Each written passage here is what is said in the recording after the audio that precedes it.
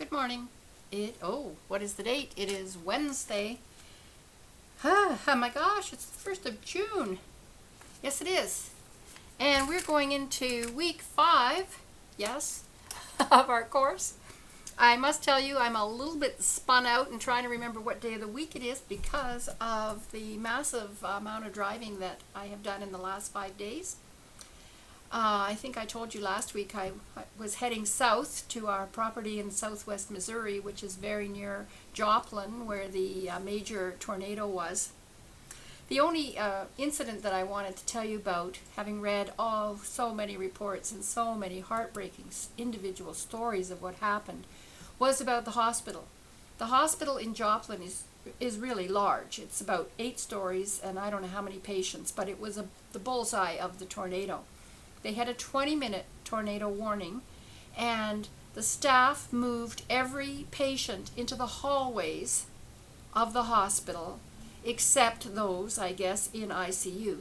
There were 5 deaths from the tornado. 4 were on respirators in ICU, and the 5th was a visitor who they don't know what happened to, maybe had a heart attack. So I've been thinking about this quite a bit lately, and I'm going to have to dig into it a little bit further, because when I was a student nurse, we did some of our clinical at the municipal hospitals in Winnipeg, which had the polio ward, and we were all trained to crank those iron lungs if there was a power failure. And I know there was a situation, I don't know what year it was, when people came in and cranked those respirators to keep those patients alive. So I don't know why their backup system, I guess, was blown out by the tornado also. It was horrific. But why, what the procedure is for patients on respirators. Very, very sad story.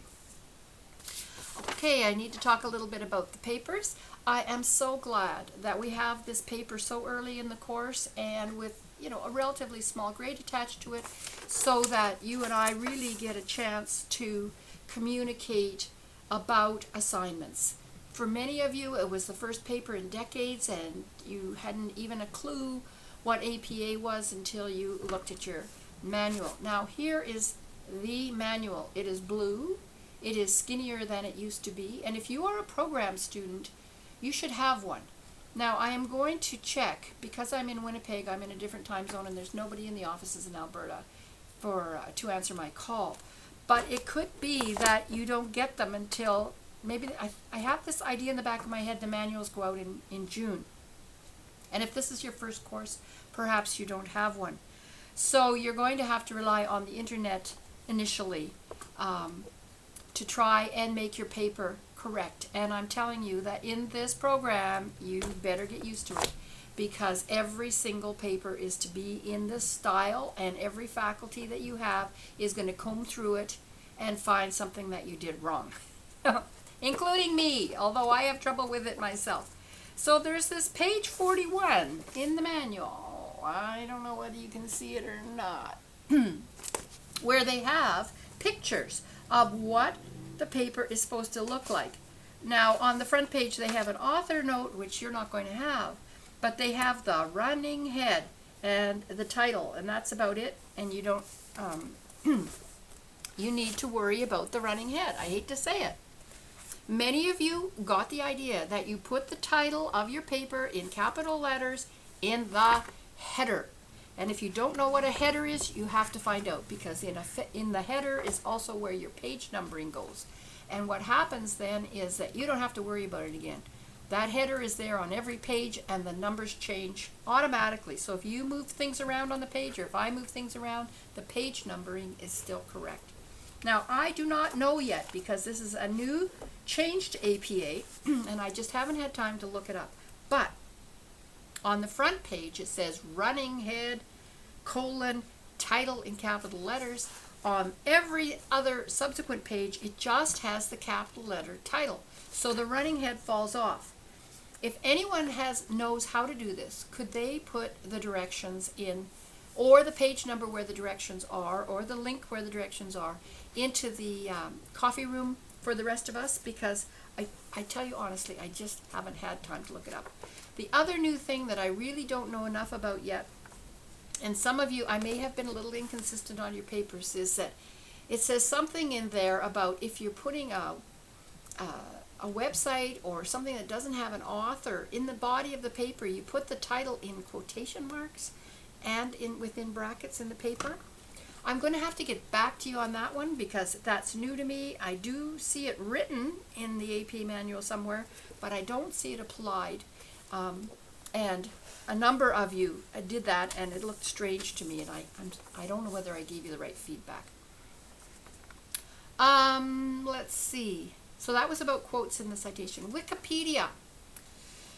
Well, this is another one that's tough for me. I mean, if I need quickly to know something, I go to Wikipedia. But if I'm doing a scholarly paper, I go to Wikipedia and then I look and see if there are any references in Wikipedia, because Wikipedia is a secondary source. I would recommend that you not use it as a reference in scholarly papers. It's just going to cause you problems.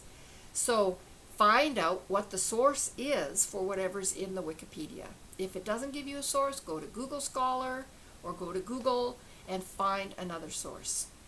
Because I don't think that anyone in the graduate program is going to accept Wikipedia because of its anonymity as a source.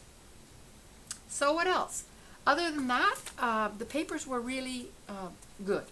There were a couple of anomalies in the grades, but generally the grades were in the 80s and 90s.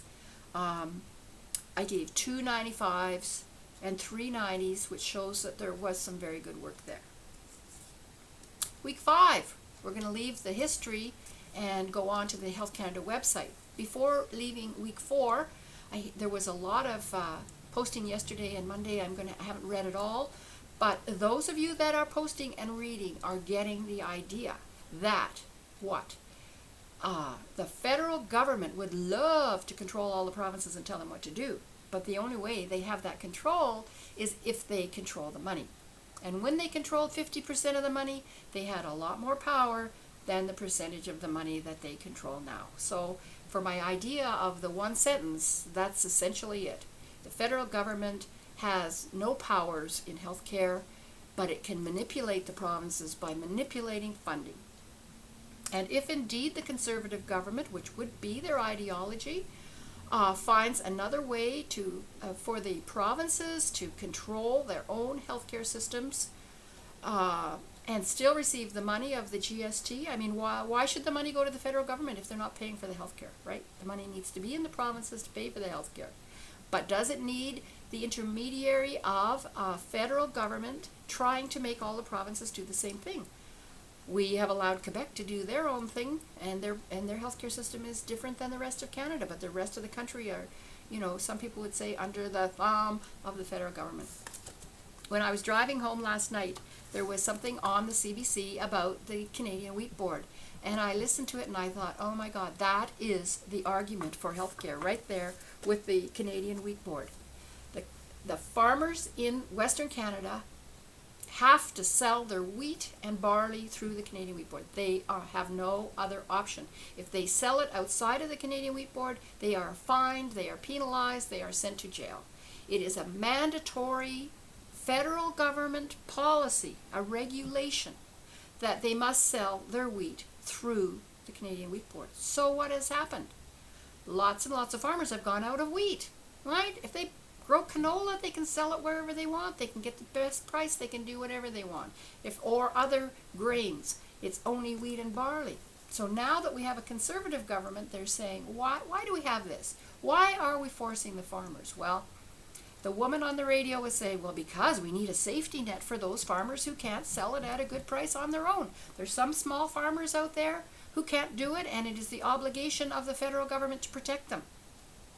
Now, if that isn't a philosophical approach, I don't know what is. And if that is not exactly what the Medicare is all about, then maybe I shouldn't be teaching this course. Medicare is a social safety net, but if it is mandatory, then everybody has to do it, and everybody has to receive the same, even if it's mediocre. And what happens to the Canadian citizens, just like the farmers who think they can do better, the Canadian citizens who think they can do better with health care will do whatever they can to do better. And in most cases, that would include you and I. So I do get a little bit hung up about people who think that what's good enough for, everybody is good enough for me until actually I need health care, and then I go to the States or I go to a private clinic or I do whatever because it's me and my family and we deserve the best because we can afford it. Enough ranting about that. I think that's where I want to leave it today. We'll get into week 5. Please go in and talk about what you're finding on the Canada Health site. Talk about what you're finding that you didn't know would be there. Talk about what you think is there for political reasons or what you think is, really exciting. I was very excited that really the federal health care in Canada encompasses a lot more than we as practitioners are directly involved in. So have a good week. If you're still concerned about your papers, do not hesitate to email me and ask me why this, why that. That's what I'm here for. Have a good week.